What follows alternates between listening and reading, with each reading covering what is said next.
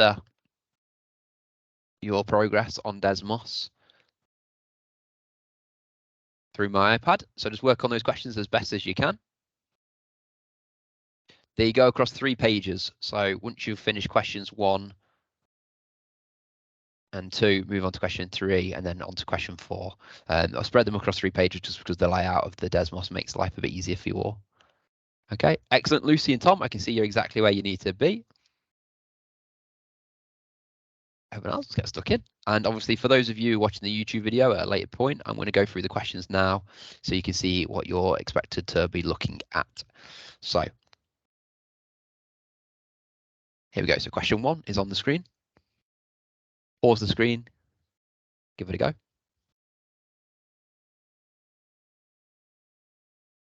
Question 2 is on the screen.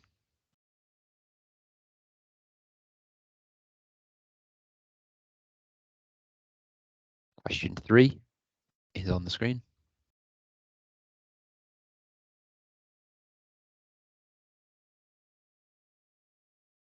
Question 4.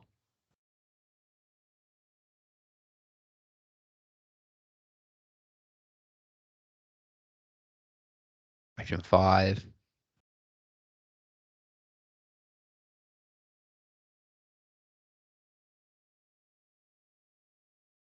Question 6. And that's the final one. So 6 starter questions for you all to work through. Give them your best effort.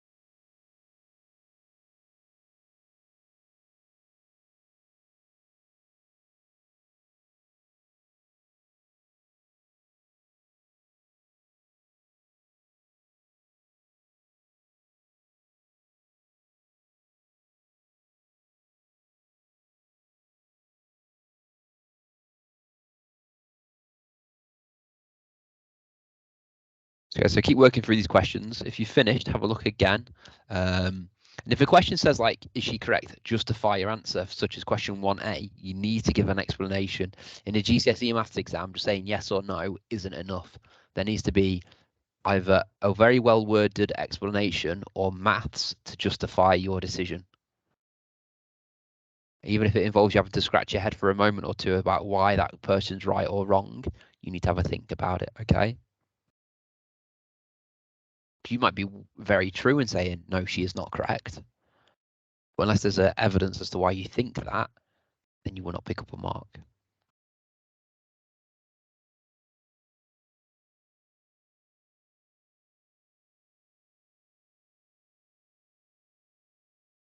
Yeah, guys, keep working through these questions as best as you can, and we'll review them together shortly.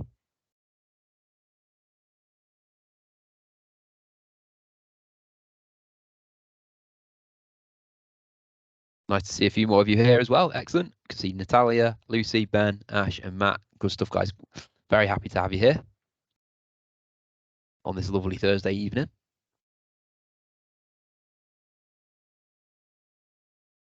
Now, if you have joined a little bit later than the start time, you may not be able to finish all of the start questions, but just do as many as you can.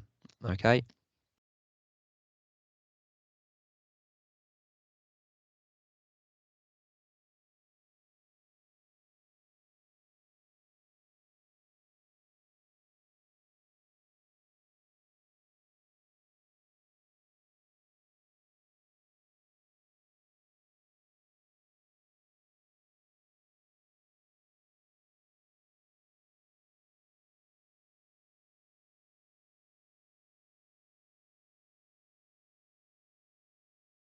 You see, Becky, you said you're trying to write a word and it's going into a formula. Don't worry too much. As long as you can kind of make sense of what it says. Unfortunately, Desmos is a bit weird sometimes with how you put your answers in. It's kind of my fault for how I set it up behind the scenes. So don't worry. Try and word it as best as you can.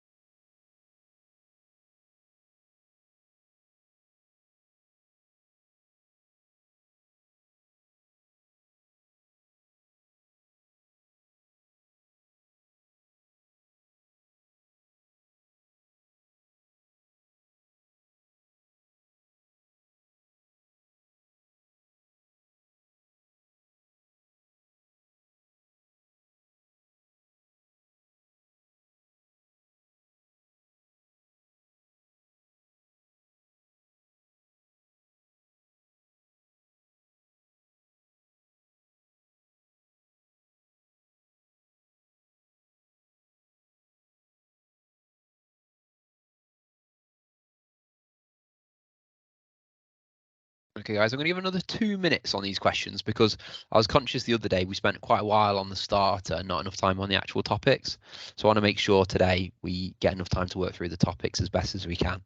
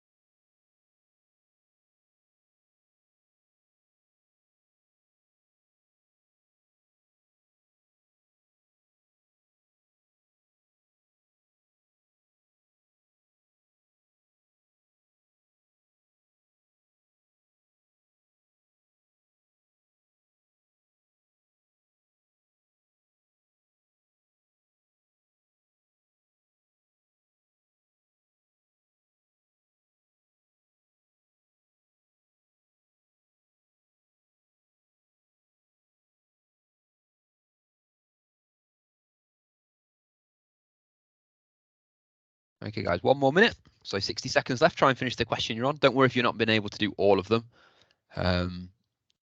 Just so happens to be, if you've joined a little bit later, you might be at a slight disadvantage. But you're here now, and that's the main thing. I will go through each and every question, and hopefully some of the stuff I'm saying you agree with, and we're all good.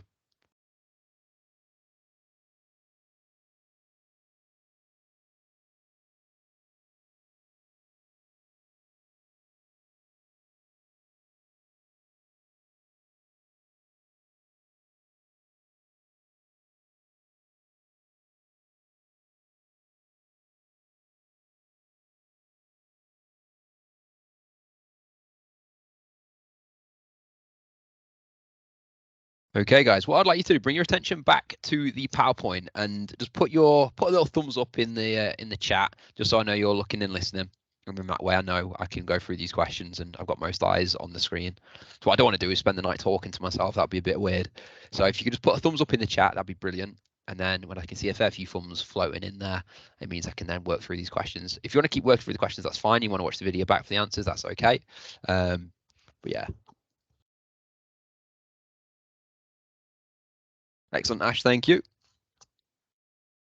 Becky, excellent stuff as well. But don't worry if you've not finished all the questions. As long as you're giving them a good go, and the ones that you've done, you've had some success with. That's the main thing. So yeah, pen and paper definitely dead handy, dead useful to use. We're going to look over the starter questions now, and then we're going to look at density, area, and mean. Now you might think I'm pretty good at all of those, but I'm going to try and show you some of these exam questions. Okay, so density we'll look at in a bit more detail. Area as well. So we're going to look at compound shapes where two shapes have been put together. And then mean as well, mean from a table and mean from a bar chart. Now we've done mean in class, I believe, for most of us. So this should be a good little catch up and a reminder, because I was speaking to Vicky, who's the head of maths, and she basically said that's what students always trip up on. So if we go over it a few times, hopefully it's something that you can stay committed to memory. Tom, don't worry if you've not finished them all, as long as you give them a good effort. If you want to focus on them, that's fine. I will go through the answers now. Quick reminder again, paper 1 on Tuesday this week or next week. Paper 2 a week today. So this time next week, you'll have done 2 out of the 3 papers, and you'll just have the third one left to do. Make sure you attend them. Don't miss any. Set alarms, tell your family, tell your friends, just so they're aware of the importance of them as well. Okay, guys, let's get stuck in. Katie thinks 33 is a prime number. Is she correct? Justify your answer. So a prime number only has 2 factors. It only has itself and 1 that go into it. So let's say, for example, the number 3. 1 and 3. No other numbers go into 3, so it's prime. Number 5, 1 and 5, nothing else. 5 is prime.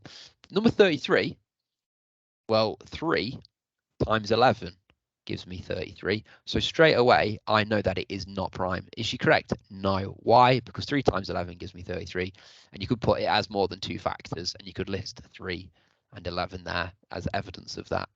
Give an example of a cube number. So a cube number, basically, if you cube a number, you times it by itself 3 times. So a little symbol of that is 1 to the power 3.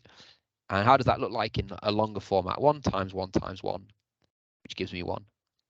2 cubed, 2 times 2 times 2, which gives me 8. 3 times 3 times 3 gives me 27. Okay, so there's a few there. So as long as you've got a number, I was going to try and get a list of them all up, but I might struggle. They're cube numbers, and I'll say them out loud for you guys. Make sure I've covered you guys on here.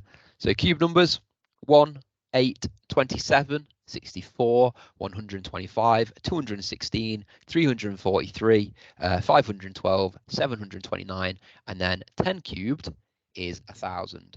Now we know cube numbers are coming up. Now what's important to know is what this symbol means. That means cube root. So if I said to you, what is the cube root of 729?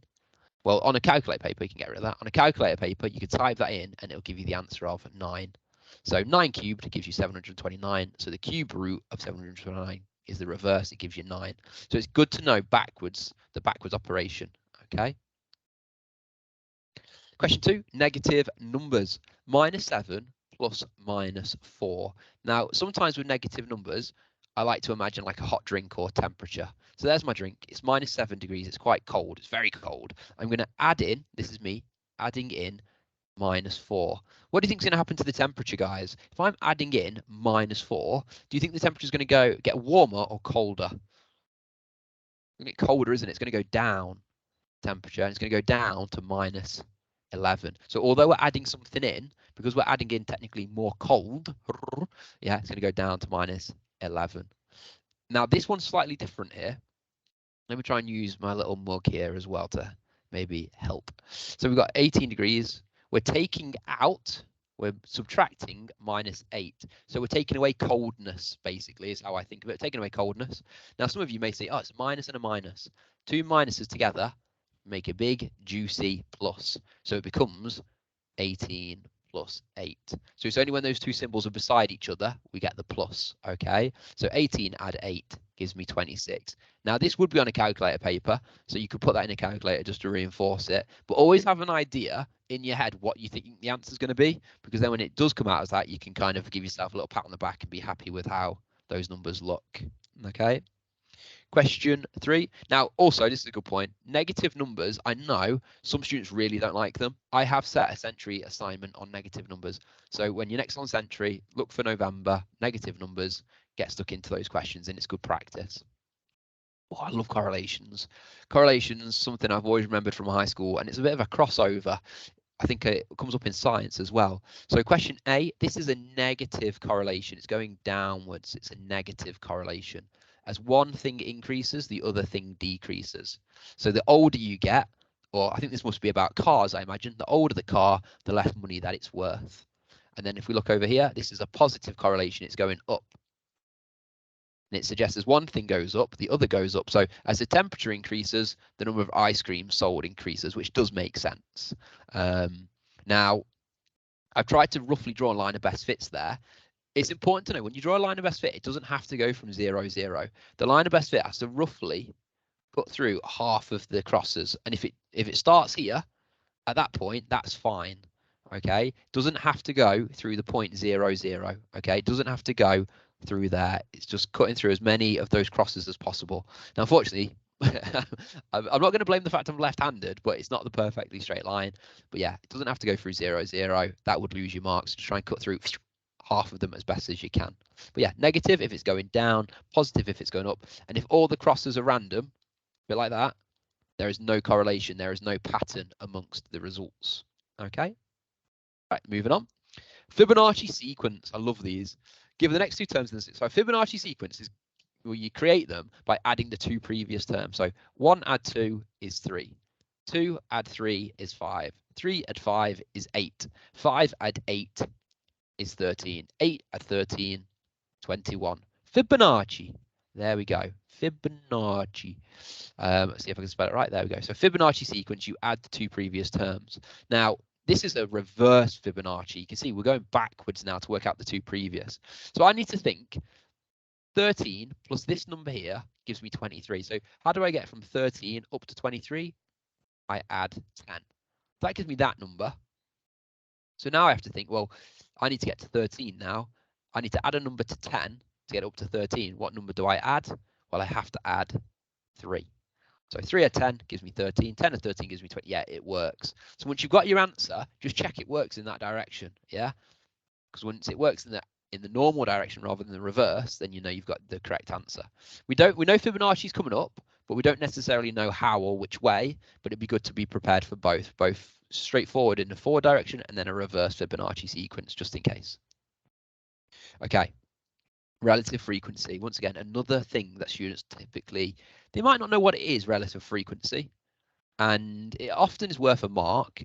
And some students don't know what that means, never heard of that expression before. Relative frequency is how many times it actually happened.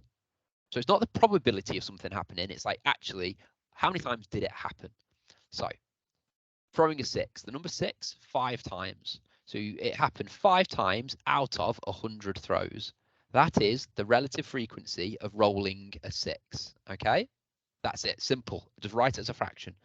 Now it says it, give the relative frequency of throwing a prime number. So guys, in the chat, can you guys tell me the prime numbers that are on here? What are the prime numbers on a dice? 2 is a prime number. It's the only even prime number. Good. 3 is a prime number. as well as 5. Excellent. So 2, 3, and 5. So what I need to do then is add these numbers up. I need to do 9, add 14, add 19. Now, once again, this is on a calculator paper. So just whack open your calculator. Don't make your life any more difficult than it has to be. 9, add 14, add 19 is 42. So you've got 42, or it happened 42 times out of 100. That is the relative frequency of throwing or rolling a prime number with those results. Okay? That's relative frequency, guys. Write it as a fraction. Just basically tell me exactly what happened using the results that have been given to you. Okay? Relative frequency. Sounds weird, sounds difficult, but in reality, it's not too bad. And then this is the last question. What is the name of the triangle below? Now, I'm not bothered about spelling on this. So in the chat, what do you guys think? What is this type of triangle we've got?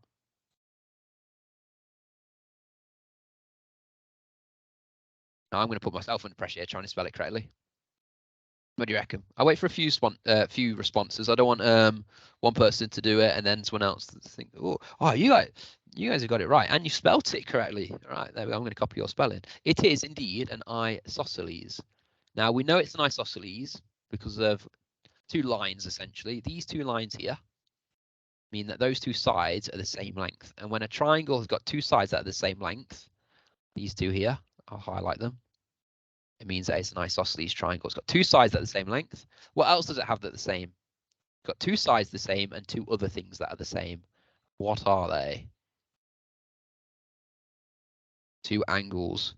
Yeah, Ash, do not worry about spelling, honestly. As long as the examiner roughly knows. I've seen all sorts of spellings. I put someone wrote isausages once. Isausages, and I was like, you know what? You might even get a mark for that. But yeah. Sausages. Anyway, let's look at the next question. Calculate the size of angle x. So there's x. Now, I have no information about x yet, but I do know this degree up here. Now, that is on a point. Angles around a point add up to 360. So if I know there's 318 on the outside, if I do 360, take away 318, let me write down what I'm doing. 360, take away 318 degrees, I'm going to be left with 42 degrees. So the angle right at the very top of this isosceles is 42 degrees. Now, you guys mentioned in the chat they have two angles that are the same. Now, the two angles are typically the ones at the base that come in that correspond to say, normally at the base, but I don't want to say they always are, because if you've got an isosceles on its side, it could be these two angles, for example. So be aware of what, how it looks, and sometimes you might have to use your eye for judgment. Now, what we've got to do, we've got to do 180, and we take away 42 degrees. That will tell us how many degrees are left over in that triangle. So 180, take away 42. There's 138 degrees left. Now, I need to share that equally between that angle and that angle, because remember, they're the same, so it has to be done equally. So I have to divide it by 2, which gives me 69 degrees. So x equals 69 degrees. Now, how many marks do I reckon that's worth? Maybe 2. Maybe 2, because you got to work out this one here. Yeah, I reckon 2, given the fact it's a calculator. If it's 3, then you're rubbing your hands, because that's quite a nice question, I think, if you know your angles around a point and angles in a triangle. Okay, that's good effort there. I'm impressed. We are now going to get stuck into the main focuses of today's session. So we're going to look at density first. Density first, then we're going to look at area of compound shapes and then means from a table diagram, and hopefully we can work through those with a bit of speed. Now, density. Density refers to how, can you hear that? How dense something is, how compact it is. If something's quite dense, there's a lot of compactness in there. It's think of a box. If it's dense, it's filled up quite a lot. If it's not very dense, there's lots of space in there. Okay, so that's what density kind of refers to. In order to work out density, we use a beautiful triangle. And this density triangle, David marries Victoria. That's how I remember. David marries Victoria. Now, I grew up with the Beckhams. You guys may not know who David Beckham is, Victoria Beckham, but if you need your own way to remember DMV, okay? Now, density is the D there, and in order to work it out, we need to do mass divided by volume. Mass divided by volume. Now we know that, and that's the structure we need to follow, we can put the numbers in. So the mass in this example is 1,600 grams, and we're dividing it by the volume, which is 240 centimeters cubed. So 1,600 divided by 240. Oh, why have I done this to myself? I've given myself a horrible recurring decimal, but it's 6.6 recurring, okay? and it's grams per centimeter cubed. So I'm combining the units from mass and the units from volume. It's 6.6 grams for every centimeter, essentially. So 6.6 grams per centimeter cubed. If it was kilograms, then it would be kilograms per centimeter cubed. Or if it was kilograms and meters, it would be kilograms per meters cubed.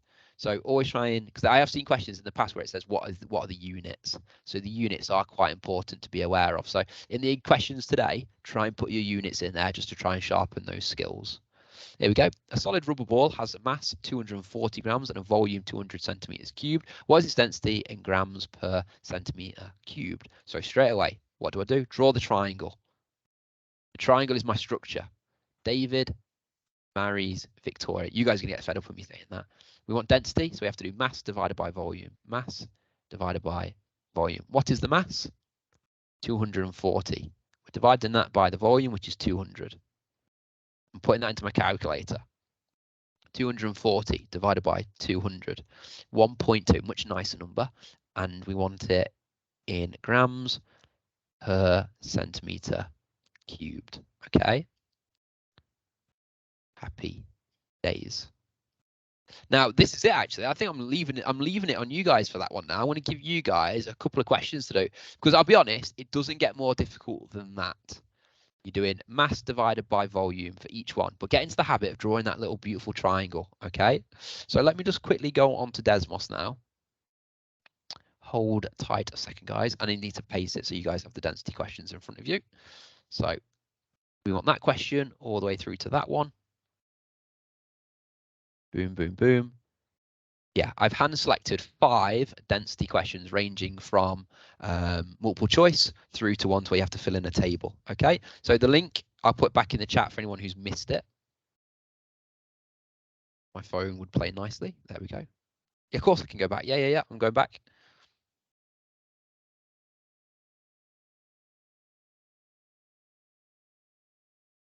Okay, so there's a link in the chat now for all those density questions. For those watching on YouTube, I am going to click through them and then you can give them a go yourself. Okay. Becky, am I okay to move on to this, onto the next slide things?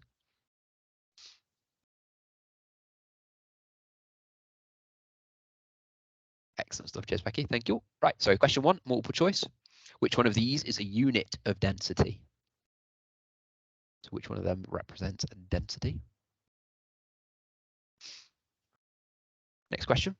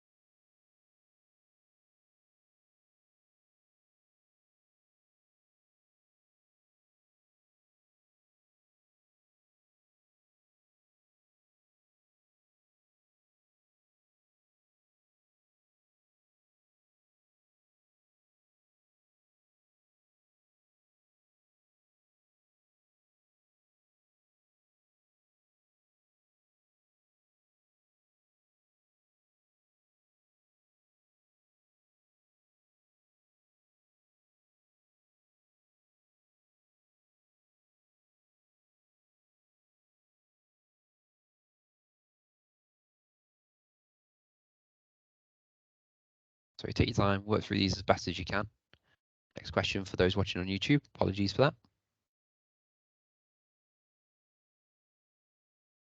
Question 3. Question 4.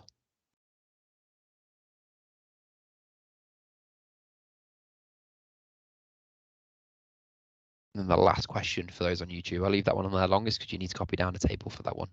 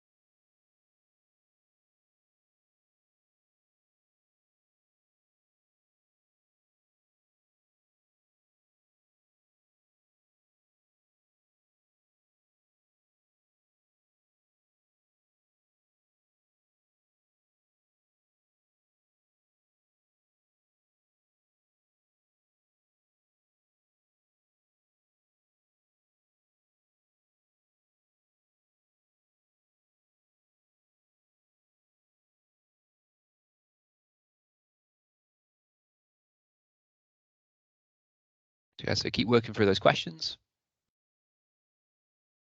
Some very good stuff I'm seeing though across the board here.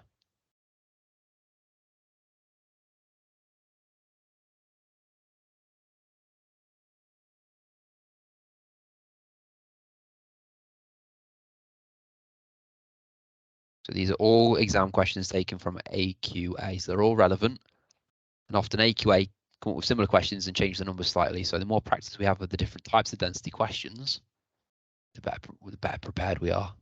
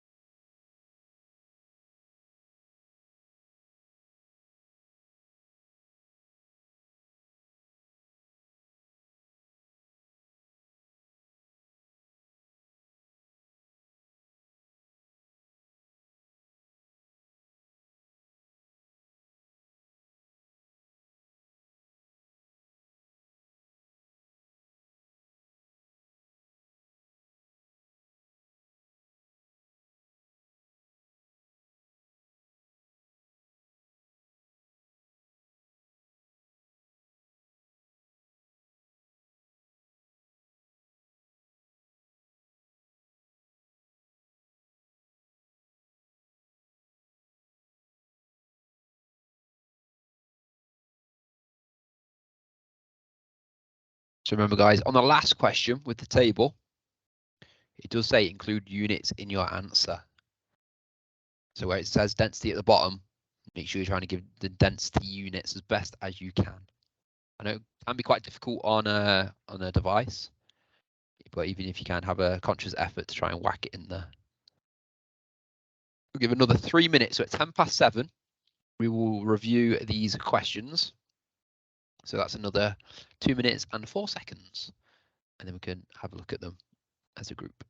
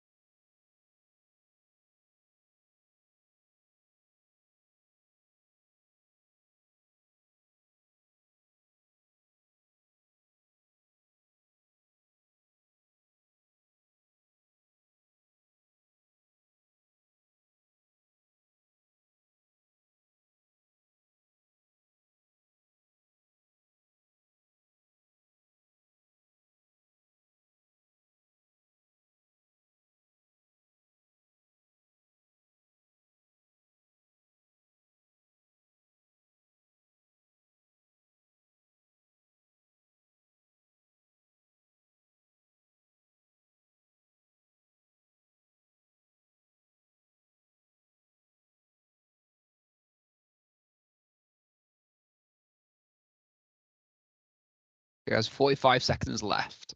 So I try and finish the question you're on and put the last number in if possible. Now, don't worry if you've not finished all of them. Like I said, I'm just conscious the other night we overran, and I'd rather us get through all the content today. I will go through each and every question.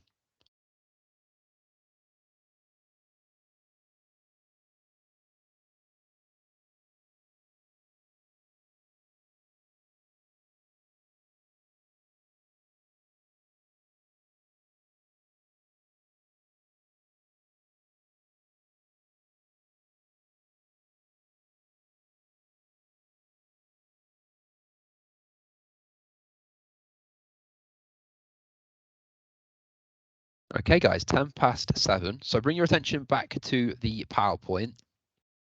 We'll go through these. So, like I say, you can see that I've snipped these off of past papers.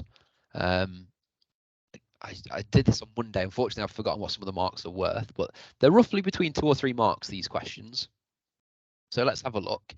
I'm going to leave my calculator out to help me with the divisions in a moment. So which one of these is a unit of density? So with density, it's basically how much weight is in a space, okay? So we're looking at weight, so it's definitely not that one, and it's definitely not that one. Now, it's on about space, it's not on about the area. So the area of a shape is meters squared.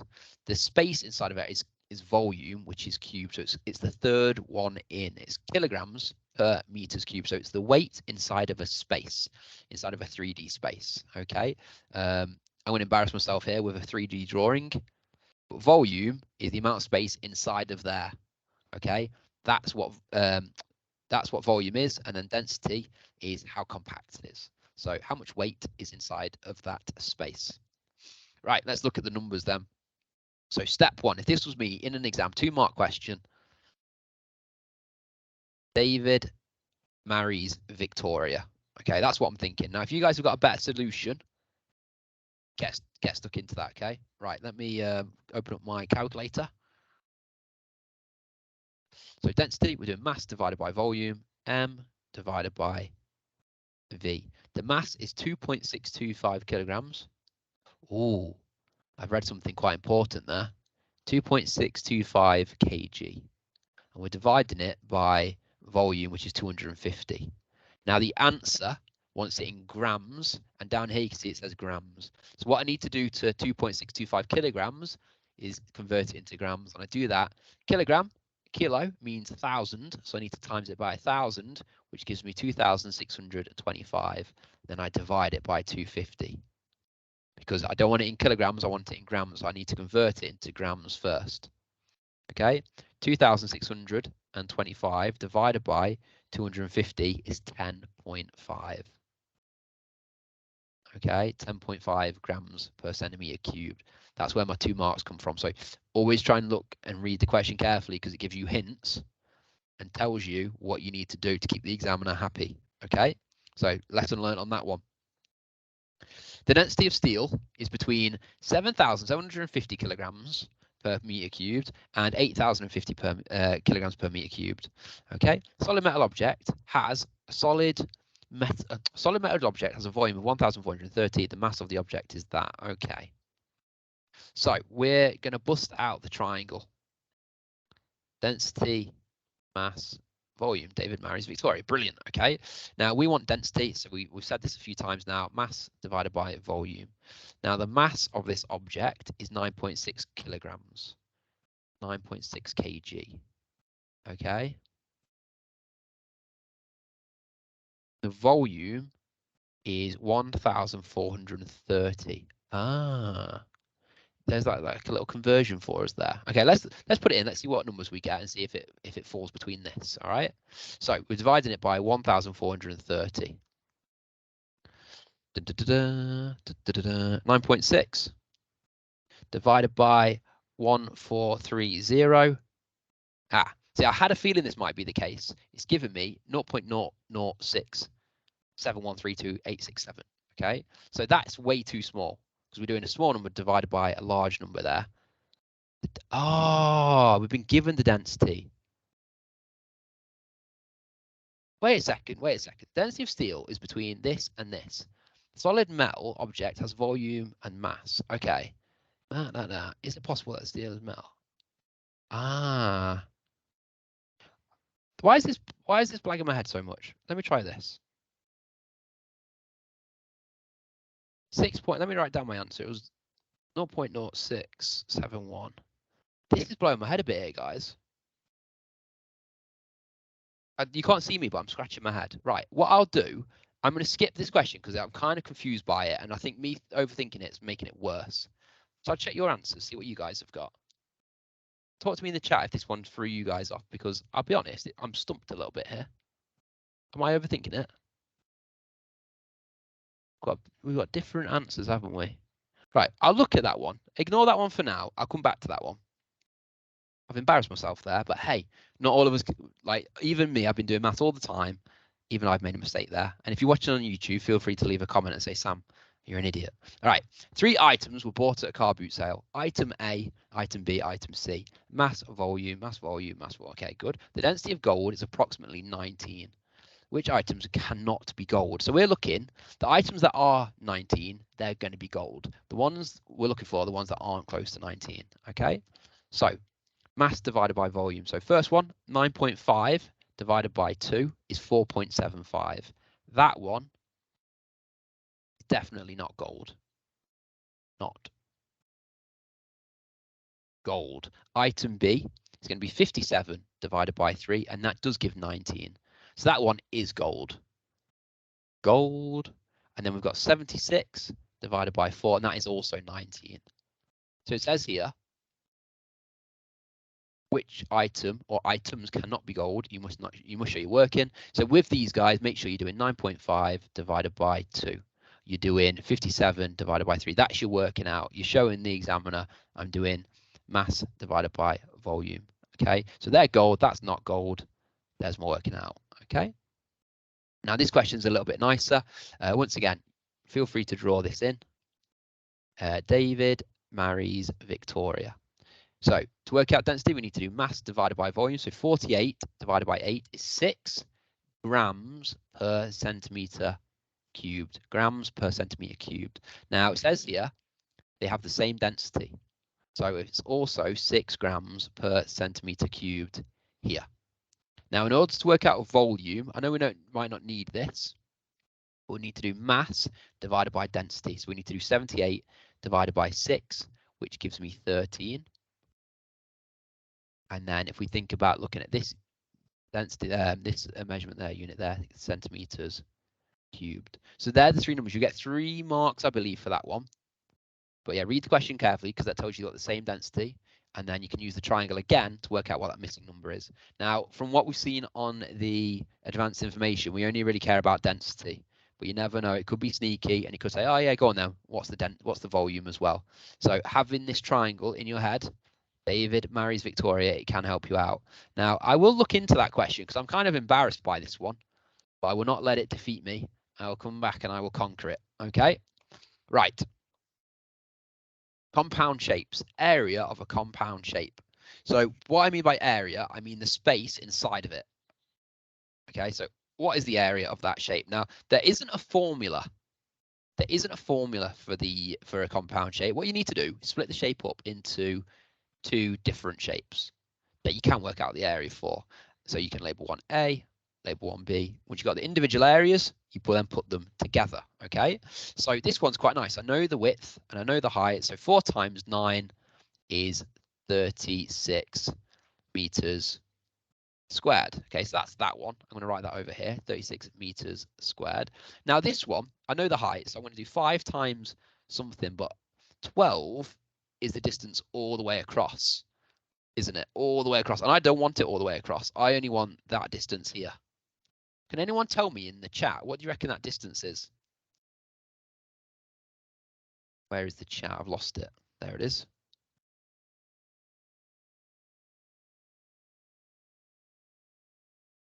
What do you reckon that distance is here? 8. Excellent. So yeah, Lucy, Tom, spot on. You've done 12. You've taken away the 4 that we know about, and it's left us with 8. So we'll do 5 times 8, which gives me 40 meters squared. Now, I tell you what, some students struggle with this bit.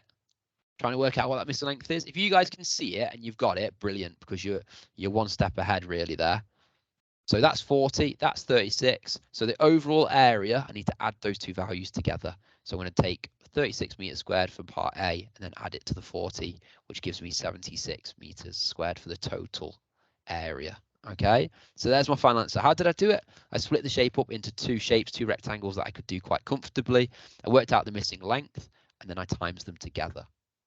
Now, this is a banger of a question. When I saw this, I was like, do I give it to the students to do or do I use it as a model example? And I thought, you know what? I'll do it as a model example. Now, it's a hexagon. It's made from a rectangle and two congruent triangles. Now, guys, what does it mean by congruent? What does it mean by congruent? What's that magic word here?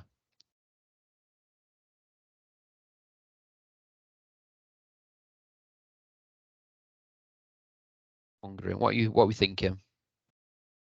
They meet? Not quite. I like the idea though. I like because these shapes do meet. Like they're all connected, but congruent doesn't quite mean that they meet. Not quite opposite either. You're giving some good suggestions here though, Becky. I like it. Means they're the same. Exactly. Yeah, they're the same. So this triangle at the top is exactly the same as that one. They're the same size. They're identical. They're like twins, identical twins. Okay.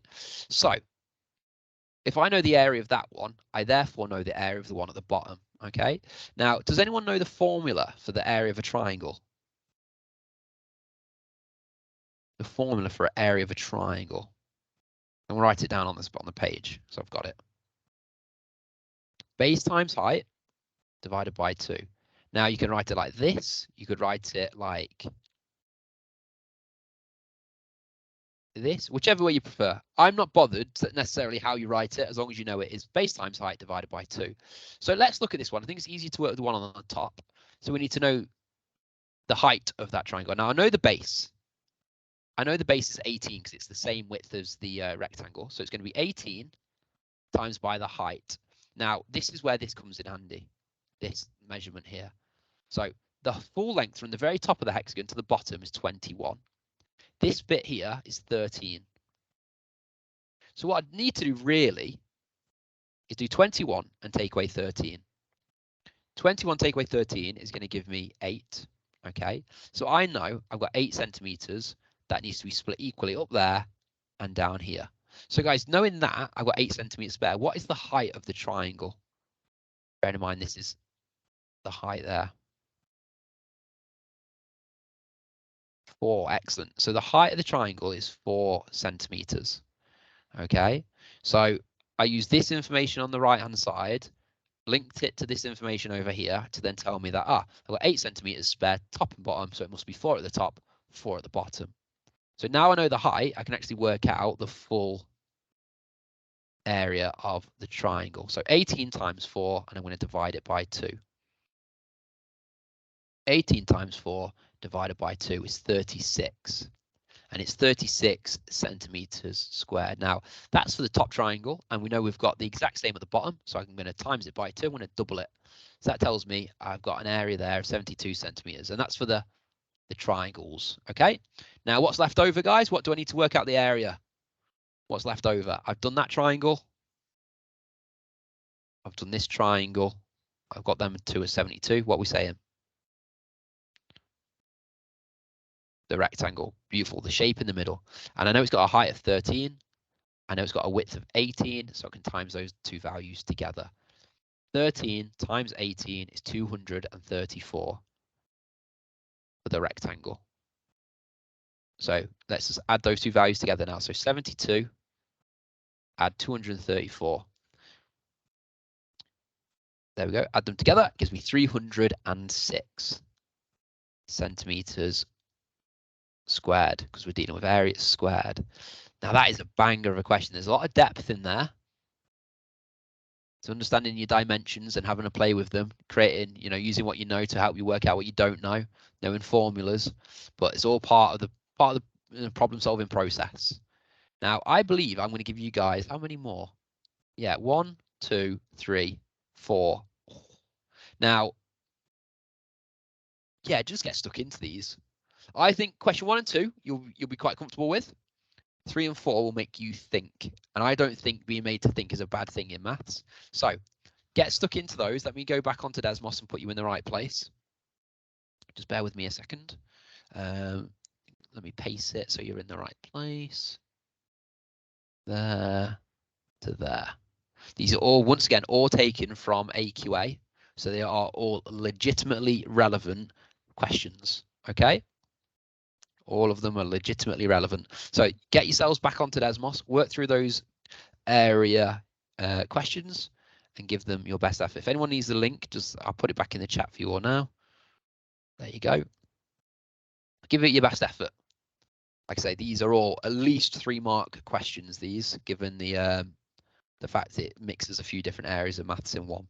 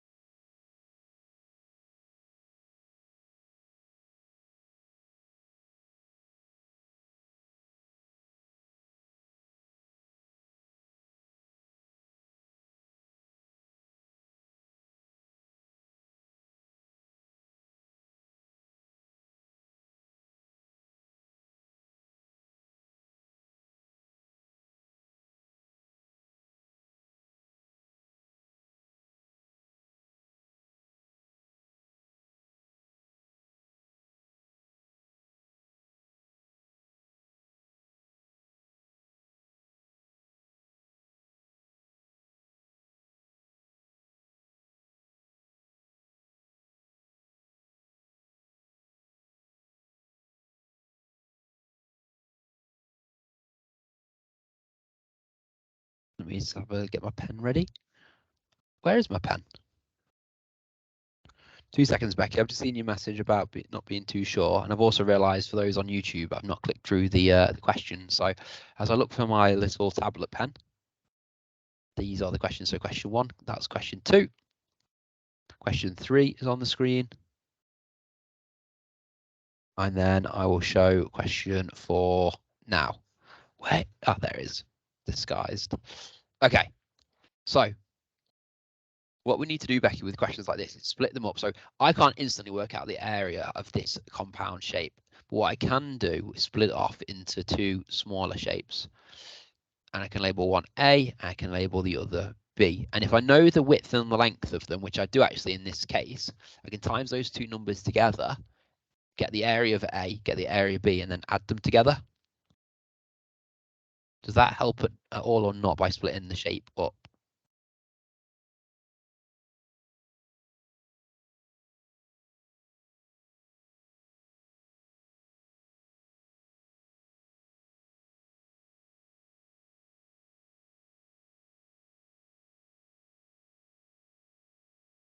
Kind of.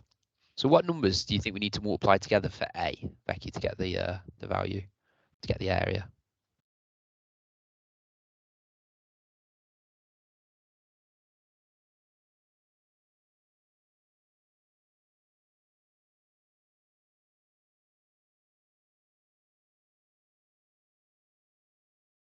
Brilliant. So if you times those 2 numbers together for me, Becky, what number do you get? Yeah, excellent for A.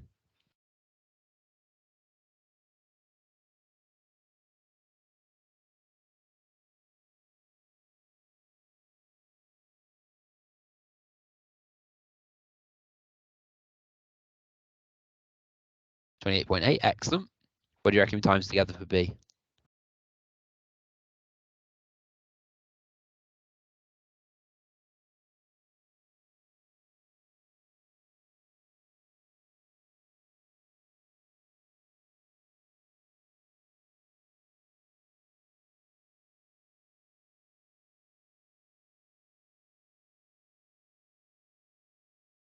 Four and 2.3. Yep. What value do you get for that, Becky?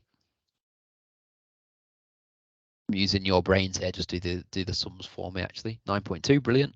Now, what do you think the last part of the question is to get the answer? What do we have to do for the finale?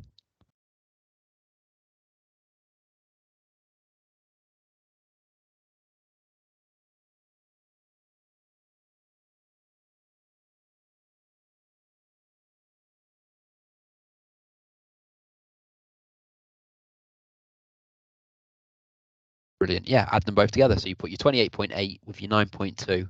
Excellent, Ash. Yep.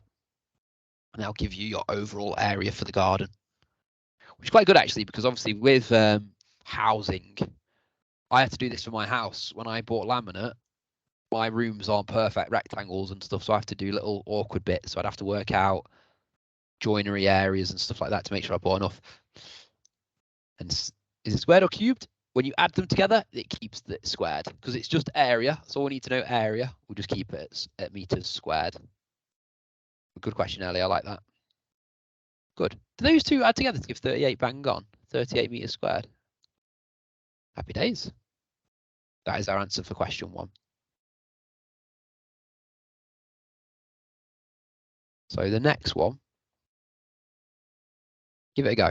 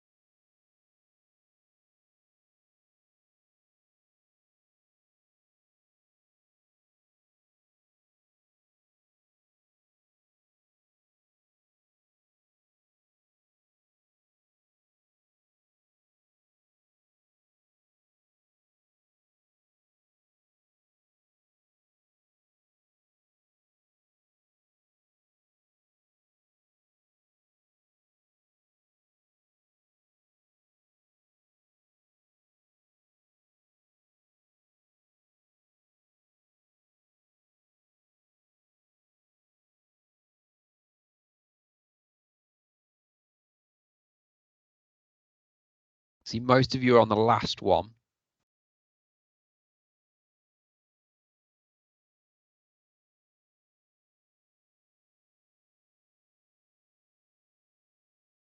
It's a big one, last one. We've got big numbers to use, and it is a trapezium. Now, I'm looking at that and I'm thinking, you could probably turn that into a rectangle and a triangle, that last one. But don't worry, if it's something you're struggling with, one of the students who already messaged me saying, Sam, I think we need to work on this in class. Absolutely fine, because we can print off these questions, we can draw on them, annotate them, a lot easier sometimes in person. So don't worry, if you're not quite getting it, don't worry, it's fine. We've got time. If this was the night before the exam, then we wouldn't have time, but we've got plenty of time before the paper 3. I'm going to give, let's have a look, it's 33 minutes.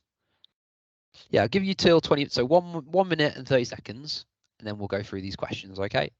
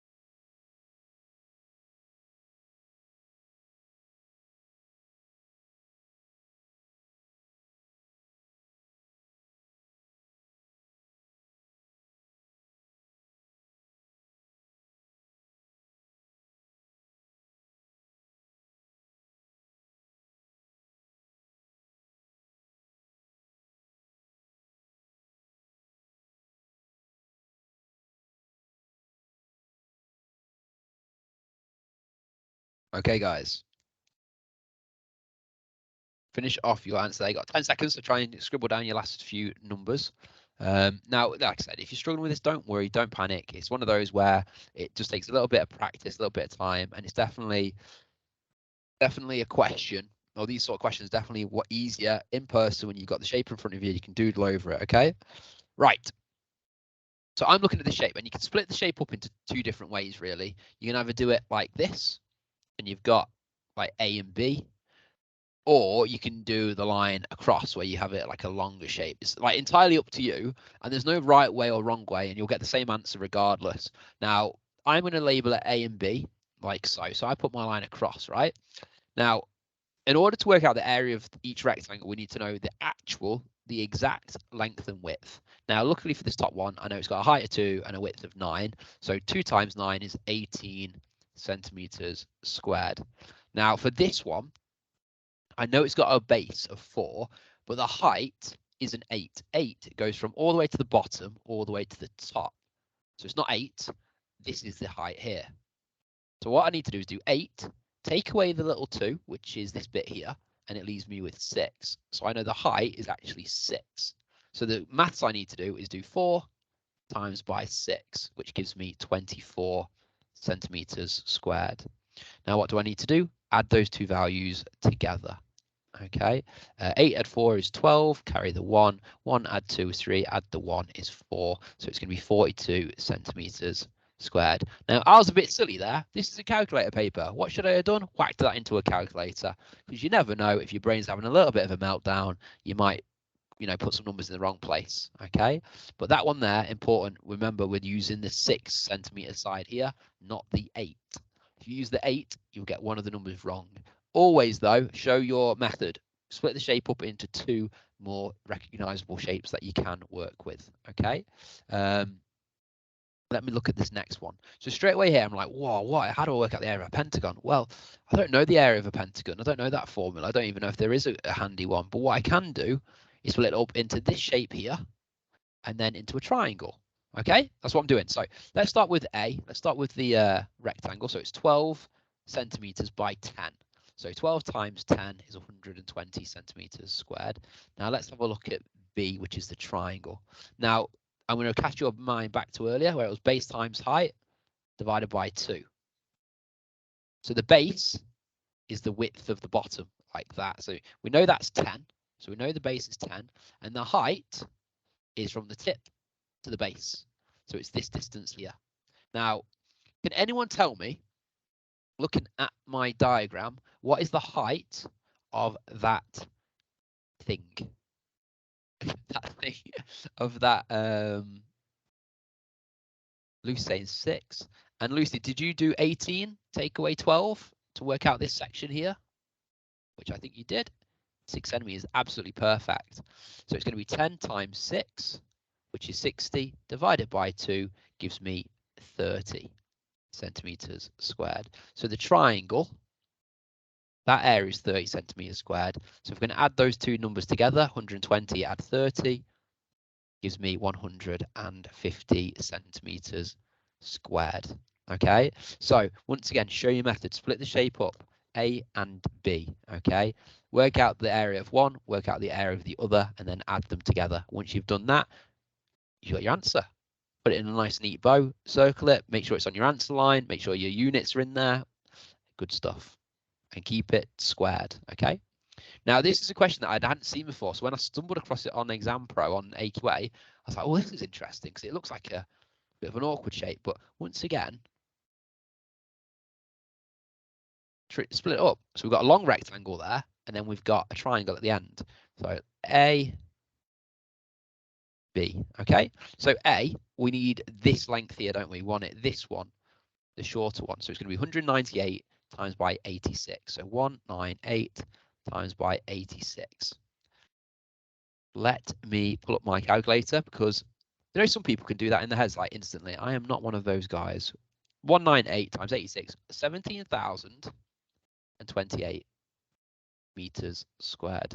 Now I can focus my attention on the triangle. So remember, it's base times height divided by 2. It's up to you, really. It depends how you see it. You could say that's the base and then that's the height. You could say that's the base and then that's... It's up to you. Let's say this is the base. So the base is 86. Okay, 86 across. The height, let me get rid of the B actually, because I've literally drawn over it. The height is this bit here. Now, I know up to this point, it's 198. And I know from all the way across, like that. So from here to here, it's 198. All the way across, it's 280. So the difference between these two numbers must be that leftover bit. So if I do 280 and take away 198, that's going to tell me the height of the triangle. So 280 take away 198 is 82. So I'm going to do 86 times by 82, and then I'm going to divide that by 2. And remember, you'll have a calculator for this, so it makes your life a lot easier. 7,052 divided by 2, 3,526. What do I need to do now? Add the two values together. So 17,028, and then add them up. Okay, so 3,526 add 17,028 gives me 20,554. Now, there's some of you have had success with that. Some of you may be thinking, you know what, Sam, baffled. Don't worry. If you're struggling with this, make a note of it. Compound shapes. I can create an essentially assignment tomorrow, assign it to you all, and then you can have a look at them. You can watch century videos on it. You can practice them. You can copy those questions down. You have more time, and you'll have success. Okay? Because I'm looking back now, I'm like, wow, there's a lot of squiggles going on up here, and it might confuse the situation. Whereas if you take, peel it back, take your time, you will then have success. Look at that, we've done 2 of the 3. We've got 20 minutes left. Now, mean from a table. How do we feel about mean from a table, guys? In the chat, use an emoji, a smiley face, a sad face, a straight face. How do you feel if they came up in an exam? What would you say?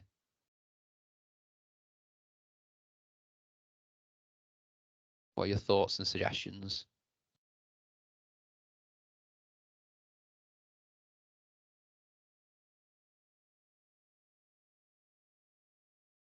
Yep. Times frequency and score together. Yeah. I feel like we're going to be pretty good at this. And to be honest, what I might do, yeah, I'll do a quick recap, but then I'm going to put our attention to this, to bar charts, okay? That's what I'm going to do. So I'll do a quick recap on this, and then I'm going to put our attention to bar charts. Because Becky, you're pretty much summarizing it really well here. You times frequency and score. Yeah, so you times those two numbers together. Okay, so 6 times 4, 24. 7 times 7, 49. 8 times 6, 48. 9 times 7, 63. 10 times 10, 100. Then add those outcomes together. Becky, that is lovely English there. I like that. Add those outcomes together. So we're adding up those numbers now. 49, add 48, add 63, add 100. So 284. Now, this is the bit that catches some students out. This is really good. We've added up all those numbers together. I've got 284. I now need to divide it. What do I need to divide it by? That's the bit where I'm going to be testing you guys. What do I divide that by?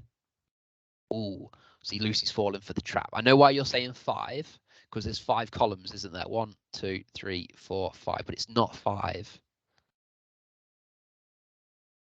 Not 6 either. I tell you guys, we divide it by the total of the frequencies. We need to add up these numbers here, because I'll tell you why. This means that Vicky, when she went bowling, she threw 4 balls here. She threw 7 there, she threw 6 there, she bowled 7 there, and she bowled 10 there.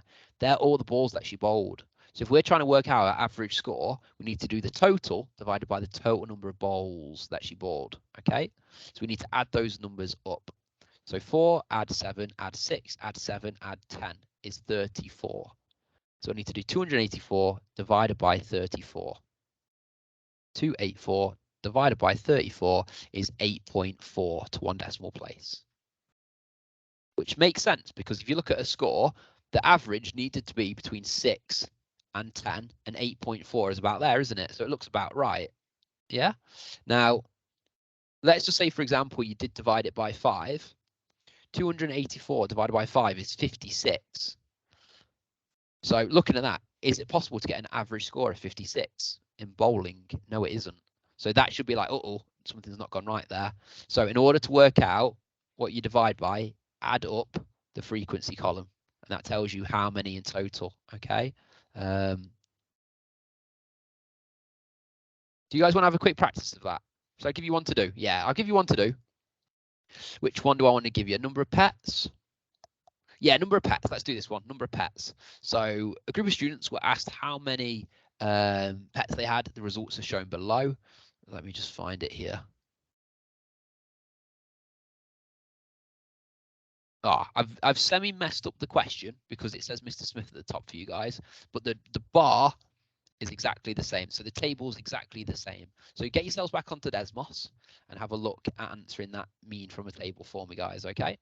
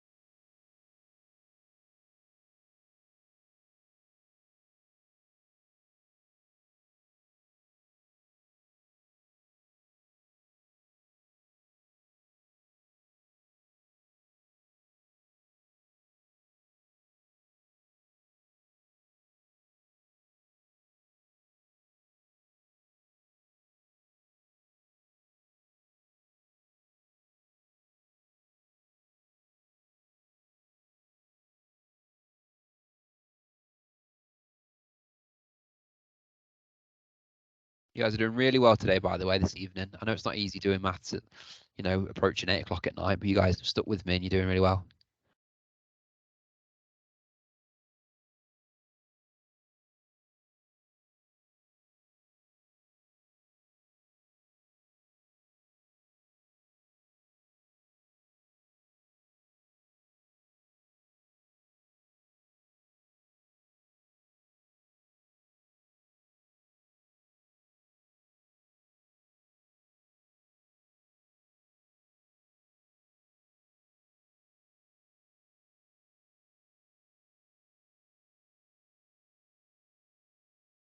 We add the number of people column for this one. So number of pets, that category stays the same. You can either have 0, 1, 2, or 3 number of pets, but the number of people that differs. So that's the one we need to count. So yeah, I try to catch you out there because I've not put frequency, but yeah, frequency refers to how many. This one is stuck in stone. So yeah, number of people.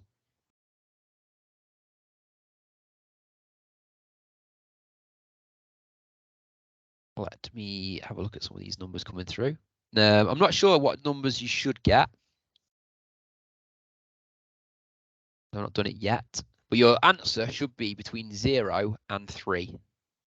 In fact, I reckon it's going to be closer to being, it's going to be nearer 0 and 1 looking at this average.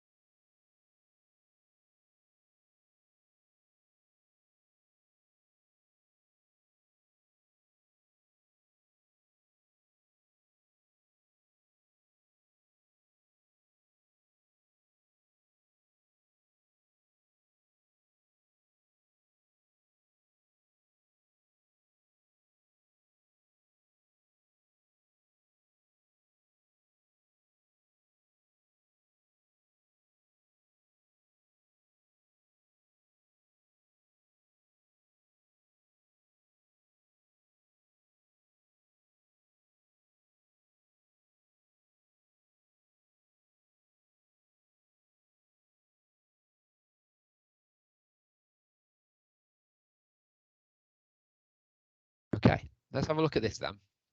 So bring your attention back to the PowerPoint. Hopefully I can make sense of it. Now, what I think may have cost some of us, and this is a common mistake, 0 times 7 is 0. Okay, 0 times 7 is 0. 1 times 8 is 8. Remember, anything times 0 is 0. 1 times 8 is 8. 2 times 4 is also 8. 3 times 1 is 3. I'm going to add up those numbers at the end. So 8 add 8 is 16. Add 3 is 19. So I'm going to do 19 divided by the total number of people. So 7 add 8 is 15, add 4 is 19, add 1 is 20. So I'm going to do 19 divided by 20. And I believe we should get 0.95. Let me double check. 19 divided by 20. Yes, indeed, 0.95. So does my answer fit between 0 and 3? It does. So that's a good way for you to be quite happy that you're kind of in the right ballpark. Yeah, just I think what catches some students out, whenever you times anything by 0, your answer comes out at 0. Now, let's say I have 10 friends. They all have £0. They have no money. If I brought them all together, they'd still have no money, unfortunately. So anything times by 0 stays at 0. Okay. Now, we've had a bit of mixed responses there. So what I want us to do is do it once more. And now I'm going to pick another question. We won't do bar charts tonight. Let's do this one. Okay, we're going to finish on this one, guys. So we'll finish strong. And for those on YouTube, this is the finale. I want you to get this question right. This is it. This is the all or nothing question. This is in front of you. It's a 3-mark question. Mr. Smith monitored the lateness of his students. He recorded the results in a table. Calculate the mean minutes of lateness. So what was the average amount of lateness by the students?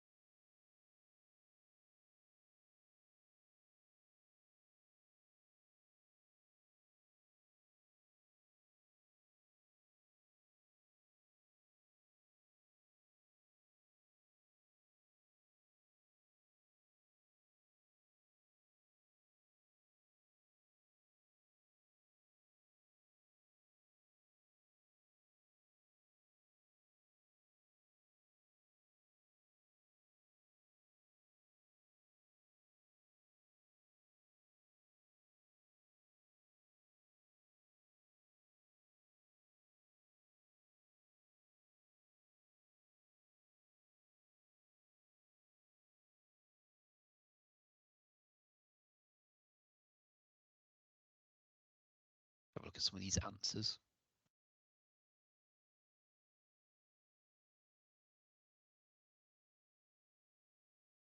So the average should fit between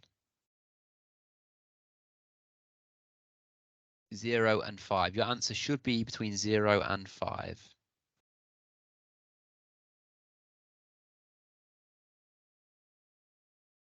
Okay, let's have a look. I've got the answers from you guys. So step 1, we multiply the two values. So 1 times 6 is 6. 2 times 4 is 8. 3 times 3, 9. 4 times 3, 12. 8 students were 5 minutes late, 40 minutes in total altogether there. Once we've done that, we add up those values, okay? So 6, add 8, add 9, add 12, add 40. 75 minutes late in total. 75 minutes. We need to take that number, now we need to divide it by all the students involved. So we have to add up this column here, okay? So 6, add 4, add 3, add 3, add 8 is 24. So 24 students were late in total. Altogether, they were late by 75 minutes. So 75, right up here so it's a bit clearer. 75 divided by 24, 3.125 minutes. There we go. So it does fit between 0 and 5. It looks pretty good to me. So hats off if you've got that. Now, if you've not got that, but you've picked up the number 75, or you've started doing some of these here, you've picked up some marks. You're not in a bad position, okay? Now, if you're not quite getting 3.125, right, have a think. What are you doing? What are you missing out on? What are you kind of getting wrong? Now, if you've got any working out, feel free to send me a picture, and I'll be able to give you some feedback and help you problem solve and troubleshoot what may be going wrong. But obviously, that's what we're here to do. We're trying to work out areas for improvement and then develop on those. Now, what we'll do, guys, we'll just discard those annotations. Where is my century here? I just want to just remind you guys of a century, okay? Because I know some of you might be using it, some of you may not be using it, but I'm trying to do my best to update it with relevant November assignments, November advanced indices, arc length, highest common factor, law of indices, volume of cuboids. Let me just search here as well. Here you go, inverse proportion, Pythagoras, vectors. There's all sorts on there. And what I'll do, I'll spend a bit of time tomorrow adding some more in there. So over the next week or so, just log on, go to your assignments tab, look for all the ones that say November, and then just work through them. And yeah, just do your best. Do your best. Obviously, the more you go on Century, the better your result will be. Next week, we'll obviously give you some more practice papers and predicted papers. We'll do another session Thursday evening. But guys, this is a really good opportunity for you to get maths ticked off nice and early. So just do your best, give it your best effort, and just see where it goes. Okay. But you guys have been phenomenal tonight. I really appreciate you guys coming and getting stuck in. I'll let you guys go. Enjoy the rest of your evening, and I'll speak to you guys soon. And if I teach you, I'll see you soon. Okay, guys, I'll catch you in a bit.